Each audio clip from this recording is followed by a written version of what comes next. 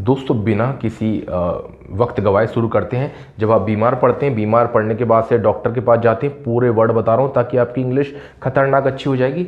और बताइएगा वीडियो कैसा लगा, अच्छा लगा तो शेयर करना, ठीक है। पहला होता है बीमार पड़ना, उसे बोला जाता है फॉल इल। सॉरी मैं जल्दी बोलूँगा, 3 मिनट का है ना। तो फॉल इल का मतलब होता है बीमार पड़ना। दूसरा होता है, और बीमार पड़ने में क्या होता है, खांसी होती है, खांसी को कॉफ, बुखार होता है, बुखार को फीवर। तीसरा थकावट होती है, थकावट को फटीग कहा जाता है दोस्तों। फिर हम क्या करते हैं, घर की रेमेडी लेते हैं, घर की रेमेडी उपचार लेते हैं, उसे बोलते हैं take home remedies, take home remedies. या फिर हम लेते हैं take over the counter medicine. बहुत ही अच्छा टर्म है दोस्तों, ओवर द काउंटर मेडिसिन, वो मेडिसिन जिसके लिए हमें डॉक्टर के पर्चे की दवा जरूरत नहीं पड़ती।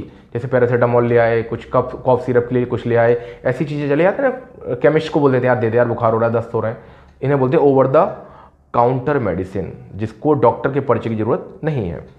फिर हम देखते हैं कि हमारी इंप्रूवमेंट हो रहा है या नहीं हो रहा है, वो देखते हैं। फिर जाके हम जाते हैं डॉक्टर को दिखाने। डॉक्टर को दिखाने को दोस्तों बोला जाता है कंसल्ट अ डॉक्टर, या अमेरिका वगैरह में कई जगह सी अ डॉक्टर भी बोला जाता है, ठीक है। कंसल्ट या सी अ डॉक्टर का मतलब होता है डॉक्टर को दिखाना, और उसका जो पैसे होते हैं उसे बोलते हैं कंसल्टेशन फीस। कितनी फीस है कंसल्टेशन फीस डॉक्टर साहब की, ठीक है। और कई जगह इसको डॉक्टर साहब भी कहा जाता है, DOC बोल देते हैं, ठीक है, ये भी ध्यान रखना, ठीक है। अच्छा, डॉक्टर फिर क्या करता है, डायग्नोसिस लिखता है।